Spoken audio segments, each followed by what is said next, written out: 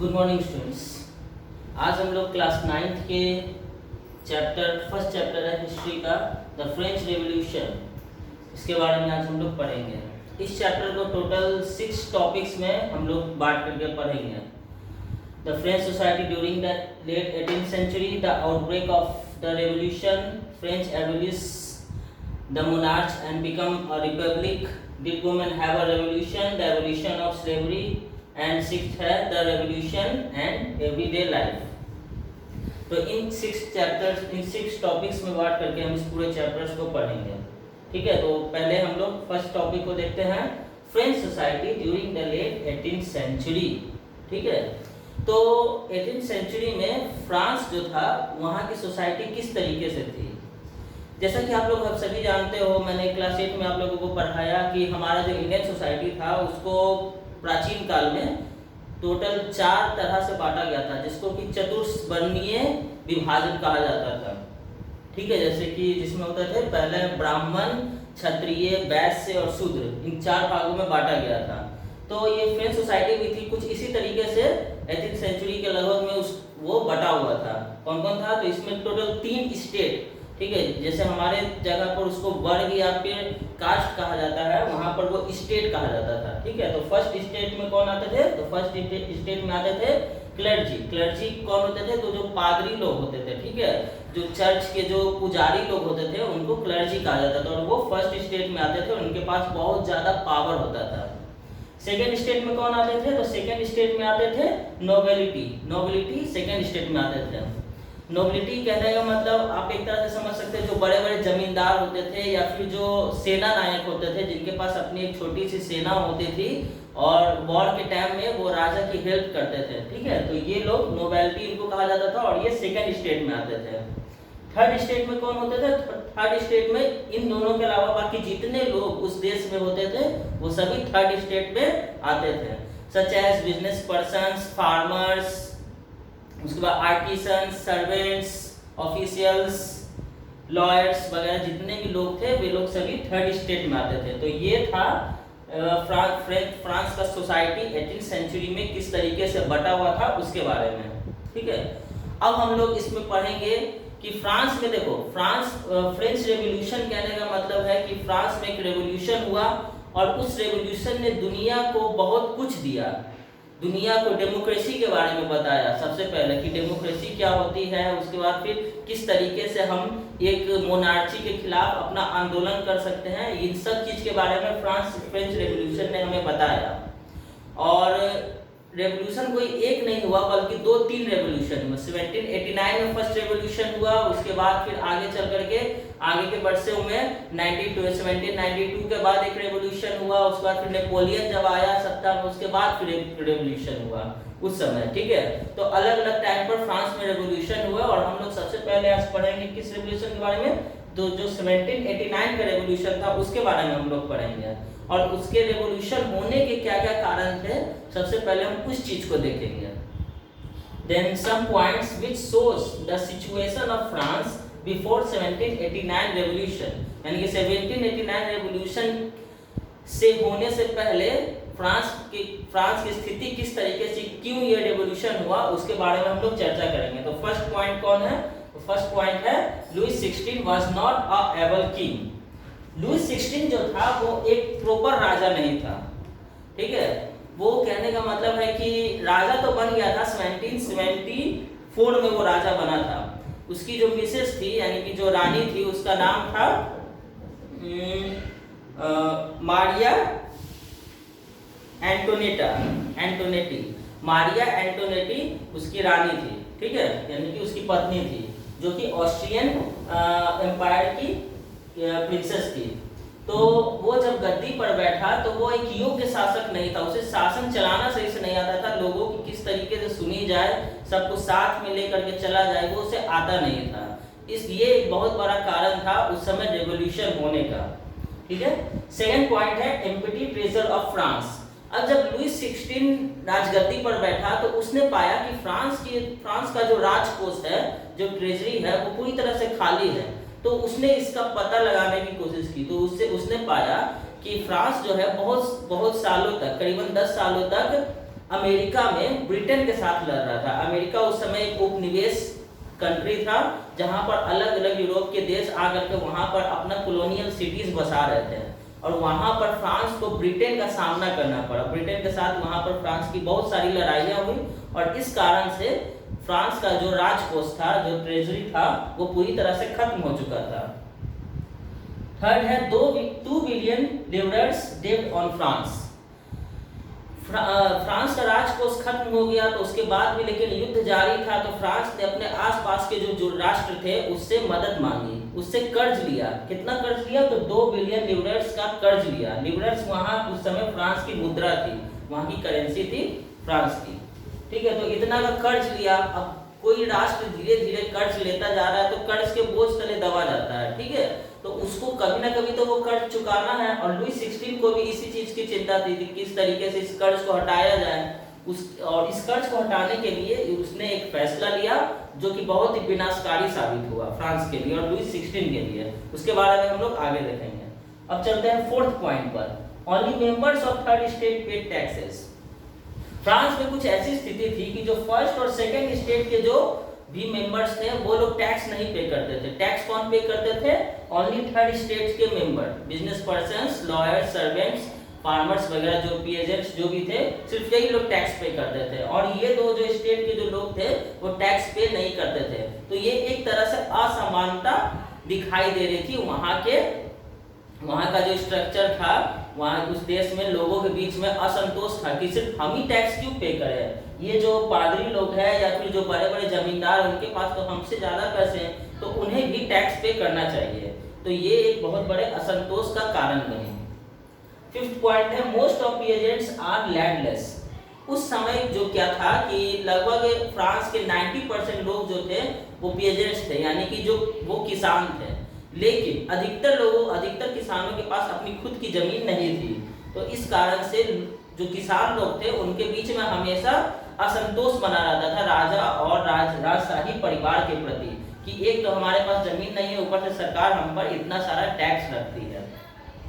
फिर 6th point क्या है? Different types of taxes.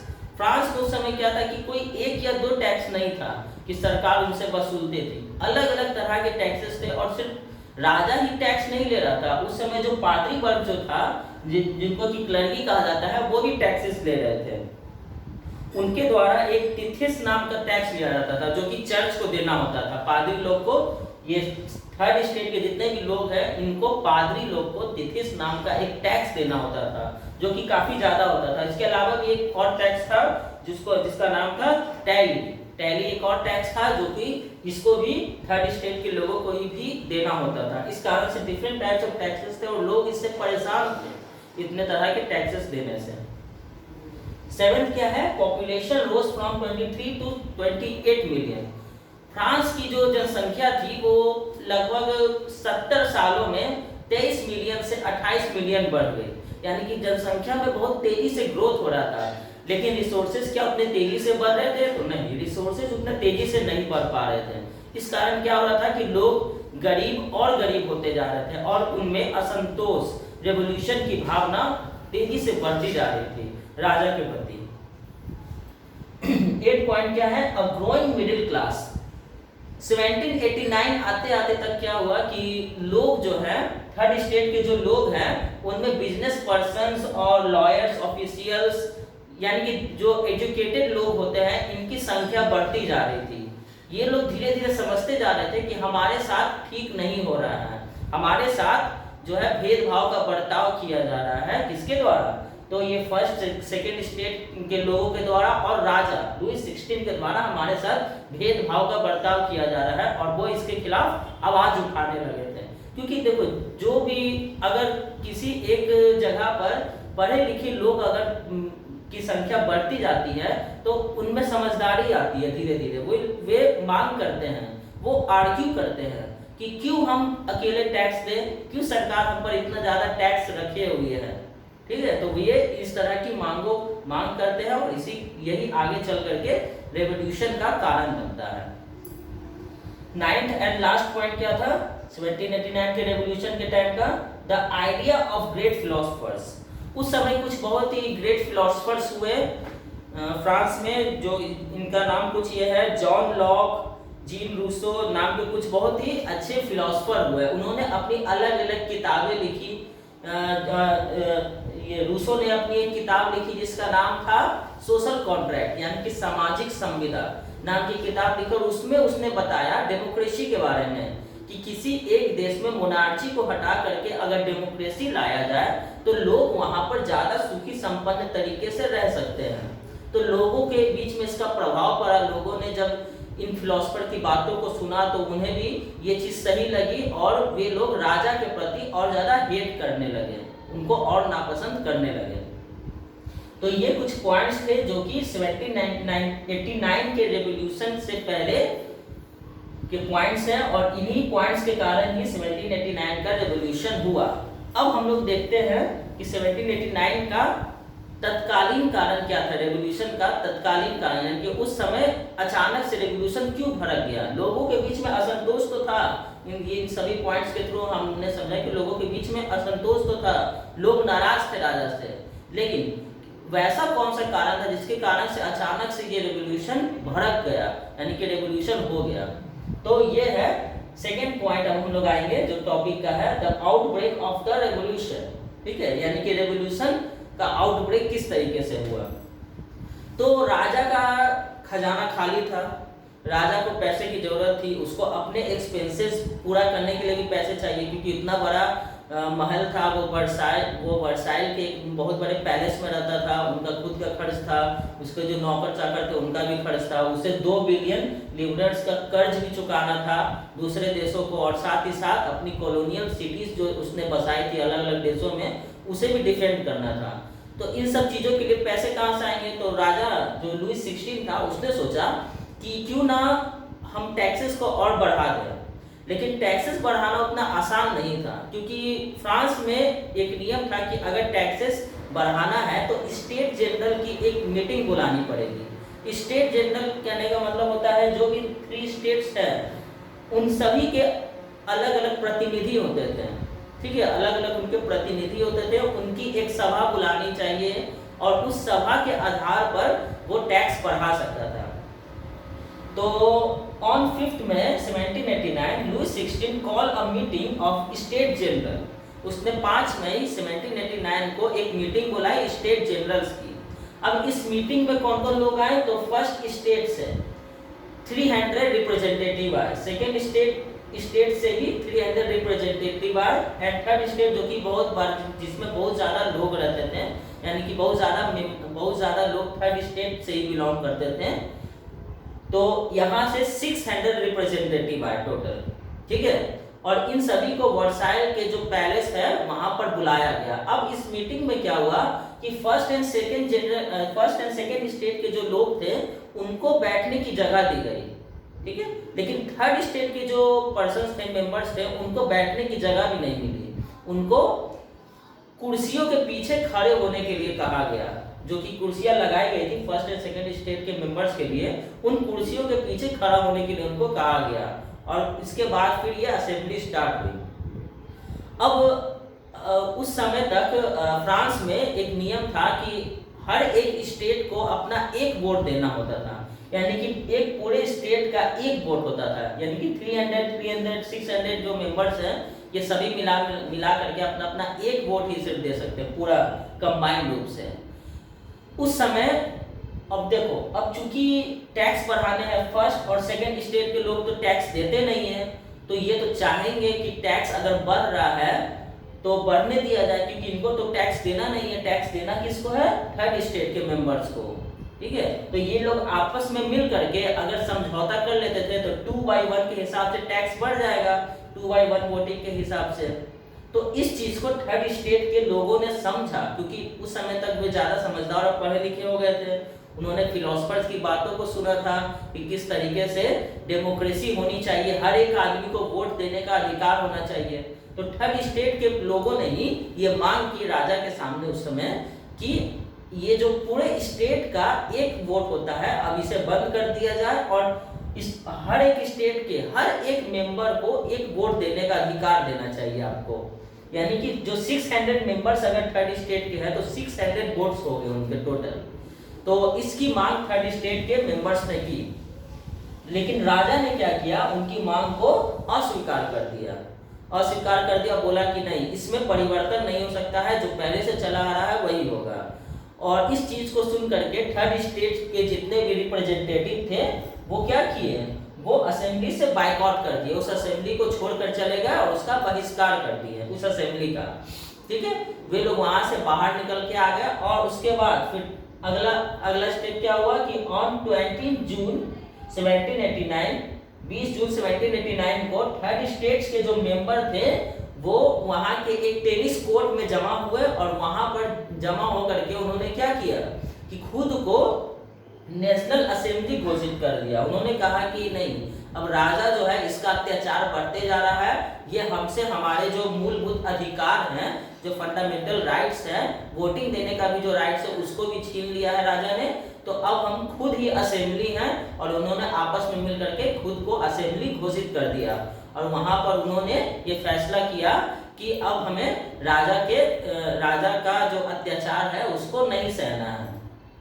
उसके बाद क्या हुआ कि पूरे राष्ट्र में, पूरे फ्रांस में जगह जगह विद्रोह हो गए। जो किसान थे उन्होंने जगह जगह विद्रोह कर दिया, जमींदारों के प्रति, पुजारी वर्ग जो थे, जो चर्च के पादरी लोग थे, उनके प्रति उन्होंने विद्रोह कर दिया। और पूरे राज्य में असंतोष और साथ ही साथ रेवोल्यूशन जो था वो स्टार्ट हो गया पूरे देश में। ये सब कई दिनों तक चलता रहा, ये पूरा असंतोष और रेवोल्यूशन का बाद। इसी में एक घटना क्या हुई कि 14 जुलाई को पूरा एक भीड़ इकट्ठा हो गया, और भीड़ ने बास्तिल नाम का एक वहां पर किला था जहां पर बहुत सारे बंदियों को रखा गया था। जिन लोगों ने विद्रोह किया था, तो राजा के सैनिकों ने उन विद्रोहियों को पकड़ के बास्तिल नाम के एक किले में कैद कर दिया था। वो एक तरह का जेल खाना था, वहां पर कैद कर दिया था। तो 14 जुलाई को एक भीड़ वहां पर इकट्ठा हो गई, उन्होंने बास्तिल किले को तोड़ दिया, तहस नहस कर दिया, और जितने भी बंदी थे उनको छुड़ा लिया। ये घटना हुई। इसके बाद राजा यानी कि लुई 16 को एहसास हुआ कि नहीं, अब लोगों का विद्रोह जो है वो बहुत बढ़ता जा रहा है। तो उसने क्या किया, उसने फाइनली एक्सेप्ट कर लिया नेशनल असेंबली की मांगों को। लुई 16 ने नेशनल असेंबली के जो रिप्रेजेंटेटिव थे उनको बुलाया और फाइनली कहा कि हम अब आपकी मांगों को स्वीकार करते हैं, और आप इसके लिए क्या कीजिए, अब आप कोई कॉन्स्टिट्यूशन बनाइए ताकि आपको आपका अधिकार मिल सके। तो लुई 16 को अब कॉन्स्टिट्यूशन के हिसाब से चलना था। इस तरह से 1791 में अगले 2 सालों के बाद 1791 में नया कॉन्स्टिट्यूशन बना। अब इस कॉन्स्टिट्यूशन में मुख्य रूप से इस बात पर ध्यान दिया गया कि राजा के जो अधिकार है उसको बहुत हद तक कम कर दिया जाए, ताकि राजा निरंकुश यानी कि मोनार्ची रूल ना कर सके। इसलिए इस कॉन्स्टिट्यूशन में बहुत सारी ऐसी बातों को रखा गया ताकि राजा की जो शक्तियां हैं उसको कम कर दी जाए। अब आप नॉर्मली सोच सकते हो कि कोई एक राजा है जो कि अपने सारे काम खुद से कर रहा है, लेकिन अचानक से उसकी शक्तियों को कम कर दिया जाए। अब उसे कुछ भी करने से पहले, टैक्स बढ़ाने से पहले, या फिर कोई भी वॉर करने से पहले, या फिर कोई भी काम करने से पहले इस जो नेशनल असेंबली है उसकी बातों को मानना पड़ता था। तो राजा तो खुश होगा नहीं। तो यही हम आगे के चैप्टर्स में देखेंगे कि किस तरीके से राजा ने नेशनल असेंबली को हटाने के लिए क्या किया। ठीक है, और इसमें लास्ट पॉइंट क्या है, ओनली मेन। अब ये जो कॉन्स्टिट्यूशन बना, ये भी पूरा अच्छा तरीके से कॉन्स्टिट्यूशन नहीं बना। बनाया तो था इस नेशनल असेंबली यानी कि थर्ड स्टेट के मेंबर्स ने ही ये कॉन्स्टिट्यूशन बनाया था, लेकिन इसमें भी सभी लोगों को वोटिंग देने का अधिकार नहीं मिल पाया। इसमें भी एवं 25 इयर्स के जो भी पर्सन्स थे जो कि टैक्स पे करते थे, अपने जो भी वो अपना काम करते थे, ठीक है, रोजगार करते थे, उसके 3 दिन का जो टैक्स पे करते थे। यानी कि किसी व्यक्ति ने पूरे 1 महीने काम किया, ठीक है, 1 महीने वर्क किया, और उस वर्क में उसको जो 3 दिन का जो सैलरी मिलता था, अगर वो नेशनल असेंबली में जमा करवाता था तब उसको वोट देने का अधिकार होता था। और ये भी किसके लिए सिर्फ लागू था, सिर्फ मेन लोग के लिए। किसी भी वुमेन को फ्रांस में उस समय तक वोटिंग देने का अधिकार नहीं प्राप्त हुआ था। ठीक है, तो इस तरीके से हम लोग देखते हैं कि ये जो कॉन्स्टिट्यूशन भी नया बना उसमें भी सभी लोगों को अधिकार नहीं मिल पाया वोटिंग देने का। तो ये था आज का topic, French society during the late 18th century and the outbreak of the revolution. ये दो टॉपिक्स को मैंने इसमें डिस्कस किया है इस वीडियो में। आगे के वीडियो में हम बाकी जो 4 बचे हुए टॉपिक्स हैं उसको डिस्कस करेंगे और देखेंगे कि आगे चल करके फ्रांस में किस तरीके से विद्रोह हुआ और ज़्यादा बढ़ गया और किस तरीके से अब राजा को पूरी तरह से हटा ही दिया गया। ठीक है, ओके, थैंक यू ये वीडियो देखने के लिए।